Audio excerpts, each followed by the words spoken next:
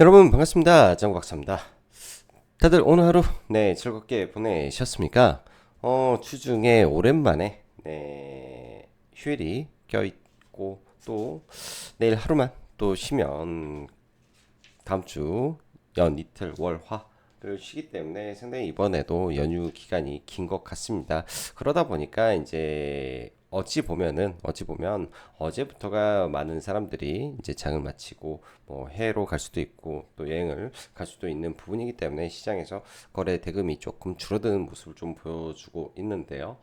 이것을 제외하면 사실상 저는 지금의 시장이 그렇게 나쁜 것 같지 않다라는 말씀을 여러분들에게 드리고 싶습니다. 왜냐면 물론 우리가 이제 많이 올라간 쪽 종목군들이라든지 산업군이라든지 약간의 경계 심리를 가지고 볼 필요는 있겠지만서도 지금 명확하게 뭐 산업 쪽으로라든지 그 다음에 수출 데이터라든지 그 밖에 이제 모멘텀 관련된 부분이라든지 했을 때 뭐 정치 테마를 꼭 하지 않더라도 상당히 의미 있는 종목군들이 참 많이 존재하고 있다라고 보여집니다. 그게 이제 어느 정도 눈에 명확하게 들어오는 종목군들이 많기 때문에 뭐 꼭 테마주를 하지 않아도 그러한 종목군들 안에서 여러분들이 전략을 짜도 나쁘지 않을 것 같다 이런 생각이 많이 듭니다. 자, 오늘 우리나라는 휴장인데 이제 우리나라를 제외한 뭐 중국도 휴장이죠. 이제 노동절 연휴가 있으니까 중국 증시 휴장이고 일본 증시는 오늘 열려 있는데 간밤에 이제 미국 시장이 GDP 성장률의 이 하락 추가적으로 시장 예상치의 큰 폭으로 하락을 하다 보니까 미 증시가 장중 마이너스 2, 3%까지 내려오다가 이거를 장막판에 전부 다 돌리고 마감이 됐는데요. 그 이후에 마이크로소프트 그리고 메타의 호실적 발표가 지금의 나스닥 선물을 좀 끄집어주고 있습니다. 이런 부분들이 아마 오늘 밤 미 증시에 적용을 할 것이고 아마 내일 일어났을 때 모르죠.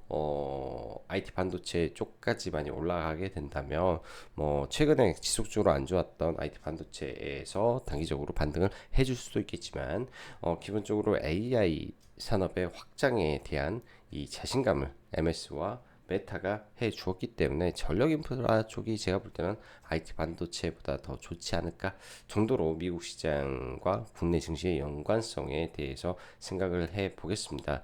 사실 현재 미국 시장의 흐름과 국내 증시가 디커플링이 된 지 상당히 오래됐어요. 미국 같은 경우 뭐 차트를 따로 빼놓지는 않았는데 뭐 지금 급락하고 나서 회복된 종목군들이 몇 없죠. 회복된 종목군들이 일단은 뭐 팔란티어, 테크 보면은 팔란티어는 다시 거의 신고가까지 올라와 있고 테슬라는 올라오지 못했기 때문에 타 종목군들 대비 약하다라고 볼 수 있으며 마이크로소프트도 이번 실적 발표를 통해서 고점 대비해서는 거의 이 종목도 많이 회복을 해서 이 상단 추세대를 부딪히고 혹은 위로 올려가려고 노력하고 있는 모습을 보여주고 있습니다. 반면에 이제 엔비디아는 IMS보다는 조금 못 미치는 흐름을 보이고 있기 때문에 미국의 종목군들은 전반적으로 이 소프트웨어 쪽이 훨씬 강하구나 빅테크 안에서도 이렇게 봐야 될 것 같고 하드웨어를 담당하고 있는 뭐 엔비디아가 반등은 했지만 아직 마이크로소프트라든지 팔란티어 테크보다는 약한 부분이기 때문에 이런 점 참고해야 되고 GE 베르노 전력 인프라죠. 전력 인프라도 지금 보면은 이때의 이 오버슈팅 구간을 제외하면 거의 다 회복을 했기 때문에 미국 내에서 전력 계통도 상당히 강하구나라고 해석을 하고 봐야 될 것 같습니다. 그리고 보면 넷플릭스도 어떻게 보면 이제 미중 관세 분쟁에 있어서 나름의 자유로움이 있다 보니까 미중 분쟁에 있어서도 신고가를 만들어낸 겁니다. 이는 이제 비단 뭐 우리나라의 한한영 쪽에 엔터 뭐 미디어 이쪽하고 꼭 100% 연동을 짓고 보기는 좀 어렵겠지만 이러한 관점에서 미중 관세라든지 뭐 미국의 관세 부과에 대한 부분이 자유로운 종목군들은 나름의 이 커플링도 있더라 정도로 해석을 해서 보면 좋지 않을까 생각이 듭니다. 자, 그럼 바로 시작해 보도록 하죠. 자, 들어가기 앞서서 라이브 방송 가입 진행하고 있고 관심 있으신 분들은 보시면 좋을 것 같습니다. 스윙과 단기 매매 두 가지로 나눠서 진행을 하고 있고 프리장 관련된 전략도 함께 매일같이 전달 드리고 있다라고 보시면 좋을 것 같네요. 자, 유럽 체코 원전 수출이 확정이 됐습니다. 5월 7일 본계약을 앞두고 있는데 새로운 시작으로 봐야 될 것 같습니다. 정치권 테마주 주의보 지속적으로 강조 드립니다. 어제죠. 어제 뭐 말 그대로 이재명 관련주가 어제 정말로 강하게 막 움직이는 이 변동성을 엄청 줬었는데요. 사실 장중에 어찌됐든 거래가 많이 터지니까 매매는 할 수 있겠지만 이걸 끌고 간다라는 거는 저는 말도 안 되는 일이다라고 강조를 많이 했었어요. 라이브 방송 하면서 시장에서는 거의 85% 확률로 무죄에 대한 가능성을 점쳤었는데 이게 유죄 취지로 파기환송이 나왔기 때문에 분명히 악재는 악재일 것 같습니다. 이게 이제 내일 장이 어떻게 될지 모르겠지만 지금 구간에서는 정치 테마죠. 특히 인맥 관련된 종목군들은 상당히 위험하다. 근데 그러한 위험한 종목군들이 마지막 불꽃을 어제 태웠기 때문에 조심하는 게 좋지 않을까. 라는 거 강조드리고 싶네요. 자, 그 밖에 이제 뭐 엔터, 화장품 전부 다 관심으로 봐야 되고 전력 인프라도 마찬가지고 조선 쪽은 네, 트레이딩 관점에서 보는 게 좀 좋겠습니다. 현재는 타픽을 약간 현대미포나 이 컨선 위주로도 보고 싶은 생각이 많네요. 자, 금요일날 시장 보면은 뭐 하락 종목 수가 월등히 많은 상태에서 우리나라 시장은 마감되었는데 미국 시장이 일단은 뭐 오늘 나스닥 선물이 1.68% 상승을 하고 있으니 최근 박스권으로 움직이던 부분에서 갭을 떠서 올라갈 겁니다. 그럼 일단은 어제 빠졌던 우리나라 시장도 월요일날 내일 반등해서 출발하겠죠. 자, 주말은 아니지만 주중 휴일이 징검다리로 그리고 내일 장 마치면 다음 주 이틀간 증시가 휴장이다 보니 약간 시장의 맥이 끊기는 분위기도 있을 것 같습니다. 근데 들어가기 앞서서 시장 분명히 나쁘지 않은 장 연출되고 있다 말씀드리고요. 아까 뭐 GDP 관련된 부분은 이거는 패스하고 보고 커플링하고 있는 종목이 뭔지 지금 현재 미국 시장이 지수가 회복이 되지 않아도 지수보다 강한 종목이 뭔지 그 이유는 뭔지 이런 것들에 대해서만 여러분들 보시면 좋을 것 같고 결국은 팔란티어의 강세 그리고 마이크로소프트의 미국 시가총액 1위 재탈환 메타의 반등 등등을 봤을 때 AI 데이터 센터라든지 AI 투자는 계속될 수밖에 없다. 메가 트렌드는 맞는 거구나. 라고 그냥 생각을 하고 보시면 될 것 같습니다. 국내 증시로 돌아가 수요일 코스닥은 거의 마이너스 2% 가까운 하락을 보였고 특히 제약바이오 2차전지가 별로 좋지 못한 흐름 속에서 제 기준으로 볼 때 정말 종목들이 좋은 종목군들이 많이 보이지는 않았습니다. 그 가운데서 이제 제가 최근 그런 말씀 드렸죠. 제약바이오의 순서가 있다. 지금은 인벤티지 랩의 순서다. D&D 파마텍도 아무래도 경구용 치료제 를 하고 있다 보니까 같이 올라간 것 같고요. 이 종목군들 지속적으로 주목해서 볼 것 같습니다. 계속 매매를 해야 될 수도 있을 것 같습니다. 차트로 일단 다시 보면 좋을 것 같고요. 너무 좋아요. 여전히 너무 좋게 보고 있습니다. 저는 이제 끌고 갈 생각이 아니라 무한 트레이딩으로 접근할 생각이니 여러분들도 참고하시면 좋을 것 같고요. 그 밖에 이제 2차 전지는 LG엔솔 실적과 함께 마이너스 7%까지 폭락을 하면서 전체적으로 업황이 아직까지는 회복될 조짐이 보이고 있지 않습니다. 이거는 어느 정도 의미 있는 변화가 좀 있어야 되지 않나 싶고 의외로 소디움 배터리 즉 나트륨 배터리가 좀 강세가 이어가는데 애견 케미칼 거래 대금이 매일 좋네요. 이건 차트를 보면서도 이야기해야 될 것 같고요. 거래 대금이 좋은 종목들 계속 봐야 된다 말씀드리고 나머지 뭐 엔터라든지 화장품이라든지 전력기기 쪽은 사실 아직 뭐 충분한 상승이 나왔다라고 보지는 않습니다. 이들 종목군들 밀리면 봐야 될 것 같고요.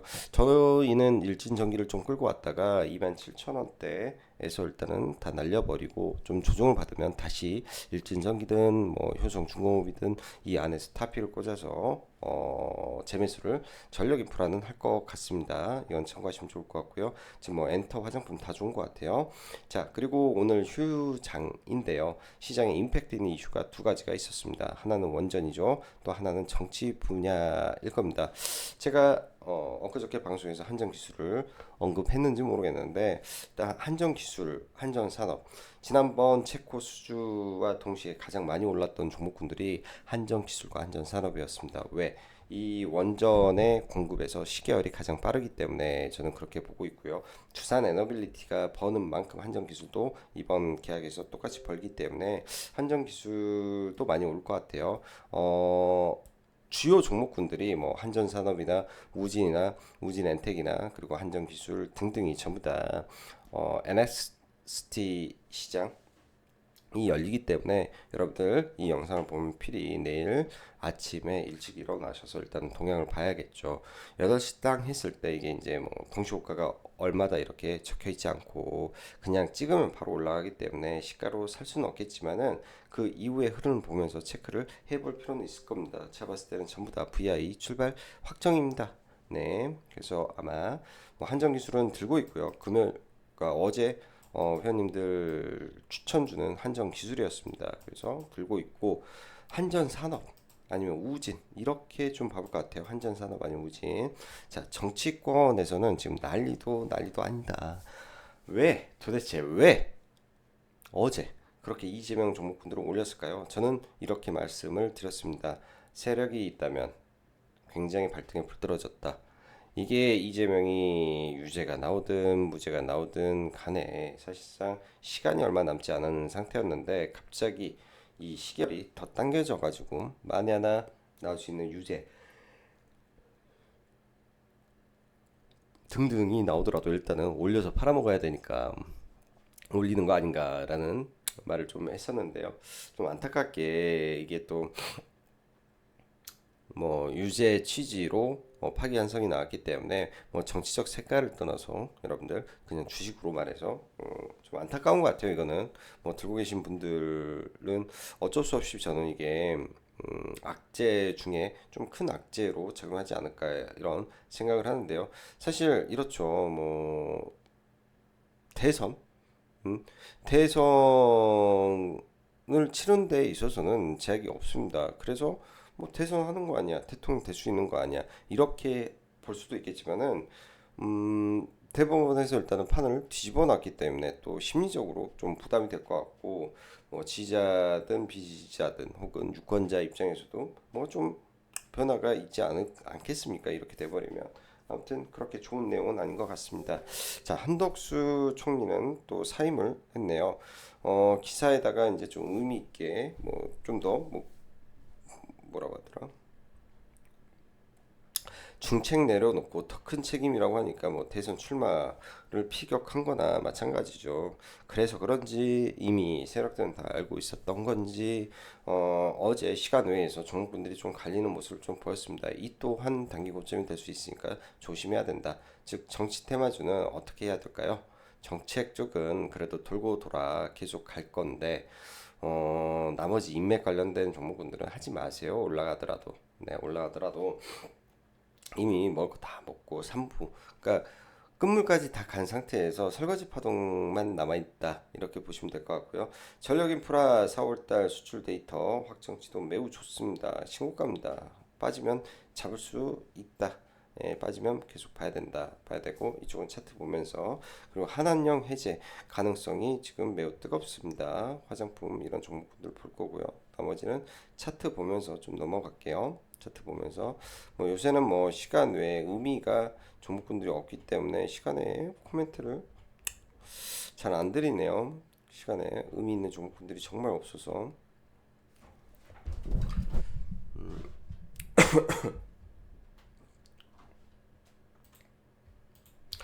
자, 종목군들 좀 볼게요. 먼저 지수를 잠깐 좀 봐야 되는데 나스닥 지수를 좀 보면 어제 이제 그 개파락 마이너스 2%에서 장중에 2.8%까지 나스 좀 빠졌다가 그러면 여기에서 일단 저항을 받고 저항을 딛고 올라왔기 때문에 좋은 모습으로 마감이 됐습니다. 이 상태에서 나스닥 선물로 좀 보면 하나의 이 박스권을 일단 돌파하는 흐름이 나왔기 때문에 올라가는 모습이 전개가 될 것이고 오늘 상승의 강도를 좀 봐야 될 것 같아요. 근데 여기 위로 올라가게 되면 어찌됐든 미국 시장은 올라갔다가 조정을 받고 다시 떨어질 것 같다.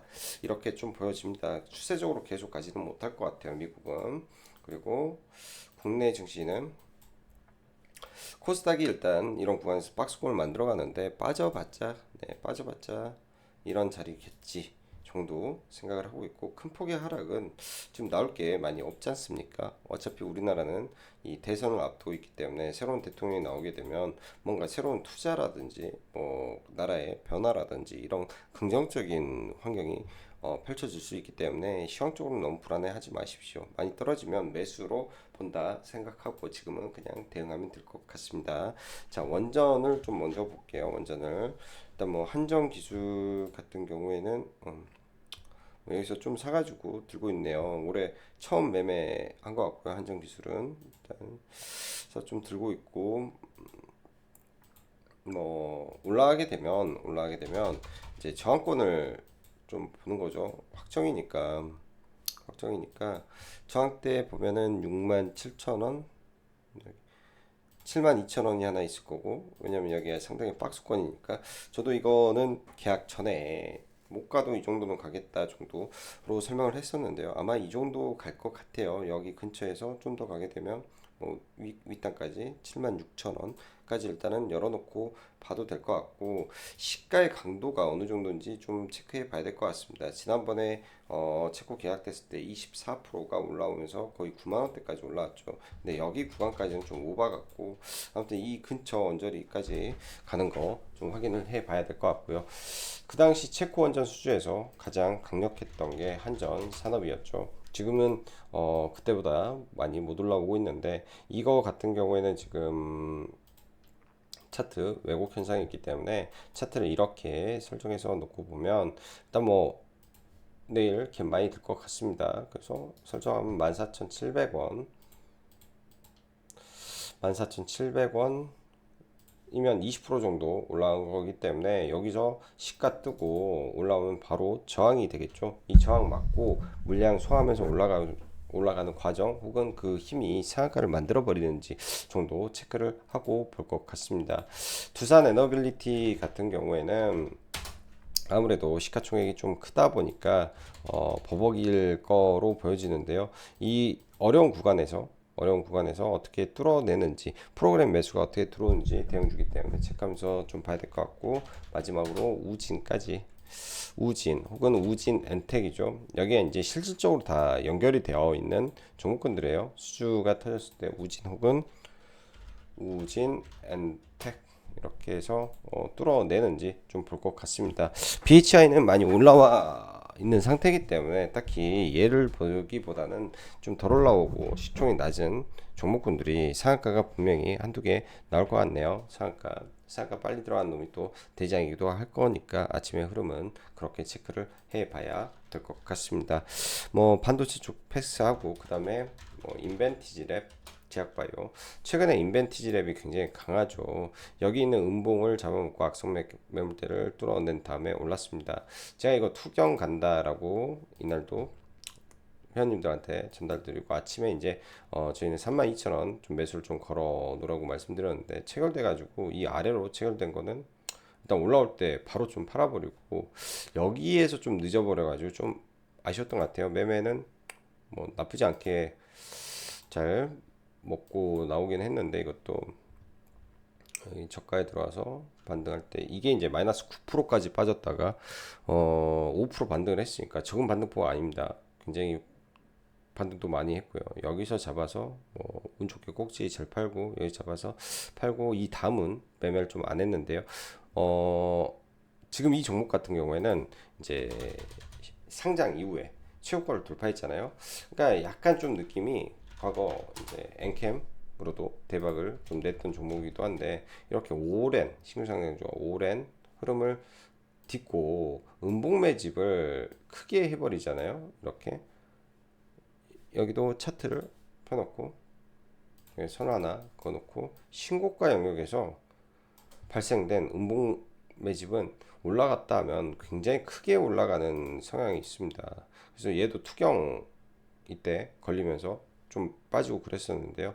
중간에 조정을 받고 이음봉 정도 빠지면 다 매수 구간으로 봐야 될 것 같아요. 왜? 급등주, 초급등주로 지금 인벤티지 랩이 저는 가고 있다라고 판단을 하고 있기 때문에 그 관점에서 제가 바라보는 매매 전략과 기법으로 얘는 그냥 끝까지 좀 매매를 이어가야 되지 않을까 이런 생각이 들고 D&D 파워텍도 그 박스권 뚫고 올라왔는데 약간 얘보다는 인벤티지 랩이 좀 더 강하니까 인벤티지 랩을 좀 더 적극적으로 볼 것 같습니다. 이를 제외한 제약바이오 쪽은 이제 그 순서가 각각 다르자라고 말씀드렸죠.